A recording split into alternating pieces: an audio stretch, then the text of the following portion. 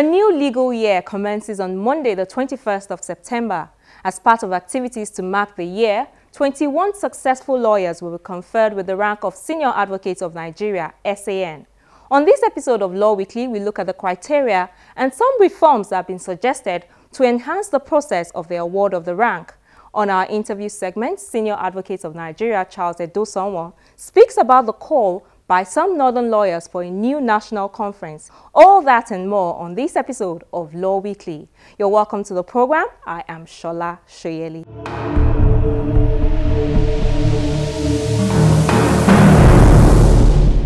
The new legal year signifies the full commencement of legal activities in all courts across the country after the annual vacation.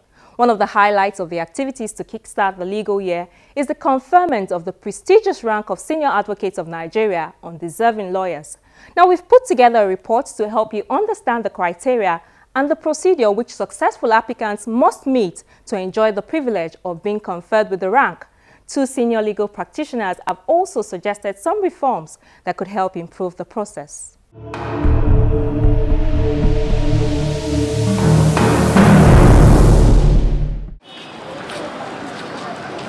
It is the dream of every person to be successful and respected. It is also the dream of every person to reach their peak and be the best or one of the best in their vocation or profession. For practicing lawyers, the conferment of the rank of Senior Advocate of Nigeria, SAN, is one of the most prestigious honors in the Nigerian legal profession. The rank is conferred on a lawyer who has practiced in Nigeria for not less than 10 years. Such a lawyer must apply, pay the application fee of 300,000 naira, and must of course meet certain other requirements. The conferment is made in accordance with Section 5, Subsection 1 of the Legal Practitioners Act 2007, Laws of the Federation 1990, now Cap L11, Volume 8, Laws of the Federation 2004. The Legal Practitioners Privileges Committee is saddled with the primary responsibility for setting out the guidelines. Over the years, it has changed from one requirement to the other. Lately, it has added things like requirements for pro bono cases, but largely the requirements for a number of cases that you must have handled from the lower courts all the way to the appellate courts. You must be of good character and standing, and we must have recommendations from judges and fellow legal practitioners, particularly the MBA in the areas where you practice.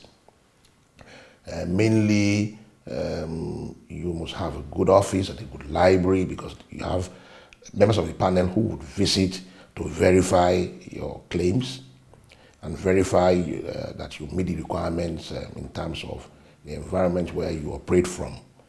And then there's the face-off, which is the interview, where you are physically examined and asked questions, and then an assessment is done, a shortlist is made, and then the panel sits down to decide among the list that they have, those they intend to confer in that year amongst the list that they've made.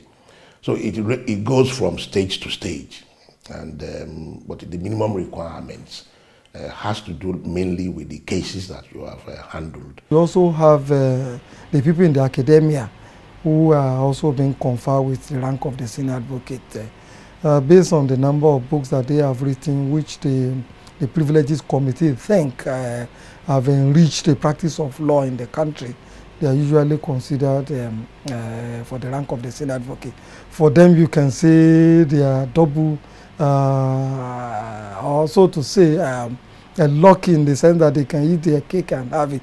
Whereas those of us who are not in academia cannot become professor. Those who are in academia can become Senior Advocates of Nigeria. The title of SAN was first conferred on late legal icons Chief F.R.A. Williams and Dr. Neighbor Graham Douglas on April 3, 1975. 3 years later, in 1978, the rank was conferred on the late Chief Obafemi Awolowo, Chief Fani Kayode, Chief G.O.K. Ajayi, and 10 others. Of that lot, only Chief Richard Akinjide and Professor Ben Nwabweze are still alive. By the end of 2014, however, about 408 lawyers had been conferred with the rank of senior advocate. The SANs are entitled to wear silk gowns and call their cases out of turn. They enjoy similar privileges as the Queen's Counsel in the United Kingdom, from where this practice was borrowed. In the recent past, however, there has been controversy, particularly with regards to the process and the choice of those awarded. Some lawyers have even gone as far as calling for the abolition of the rank. We should, as much as possible, try to create a level playing ground when we try to assess people or when people apply for these ranks. I'll give you an example. You go to some lawyers' offices, it is posed, the layout, they have all the complements of electronic gadgets and other. And you go to some other lawyers' places and other, you don't find that kind of a posh environment that you really think should be there. It doesn't really mean that the man who doesn't have a posh environment is not a good advocate. Tastes differ. You also find that there are some lawyers in this country who are more into what we call a public interest litigation. Their intention really is not to make money, but to render services to humanity. You find that their practices, 70% of it is public interest pro bono services. Such lawyers might not have a beautiful, so to say, office that the Privileges Committee, for example, want to see when they go out trying to assess people who qualify to become senior advocates of Nigeria. The other angle to it is if you begin to assess a man practicing in Zamfara State or in Niger State with a man practicing in Lagos State, for example, or even practicing in a place like Ibadan or in Ogun State, are you creating a level playing ground? I wouldn't think so. And then there's also the ethical aspects of it. Not too long ago, a senior advocate practicing in Ibadan has been derobed for trying to compromise an election petition. One was also suspended here in Lagos not too long ago. And then our friend also sometimes had challenges before some of our friends had challenges before they eventually get it. So let us emphasize not just the appearances alone. I will also want us to be looking at the area of ethics. In fact, I think ethical issues should constitute about 50% of the requirement to be conferred with the rank of senior advocate. I think the number of people who are conferred with the rank in any given year is low. I subscribe to the view which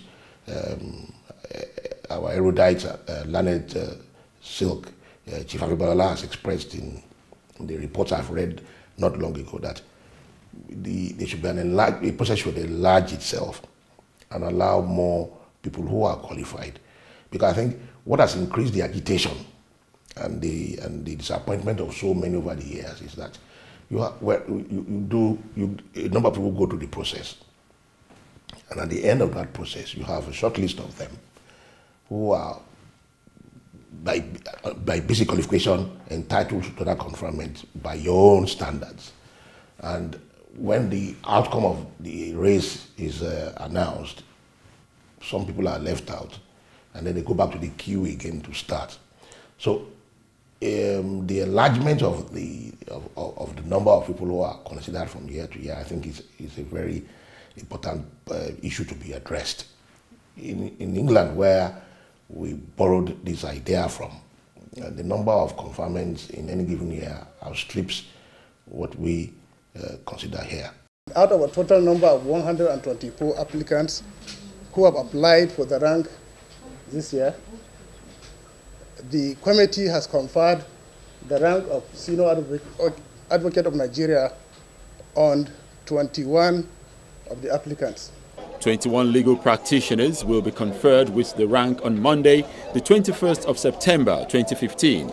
The successful lawyers include the National Legal Advisor of the All Progressives Congress, Dr. Muiz Banire, the Director of Legal Services of the Independent Electoral Commission, Ibrahim Bawa, Emeka Etiaba, the son of Dame Virgin Etiaba, the former Deputy Governor of Anambra State, and Dr. Oladapo Olanipekun, the son of a former President of the Nigerian Bar Association, Chief Wole Olanipekun.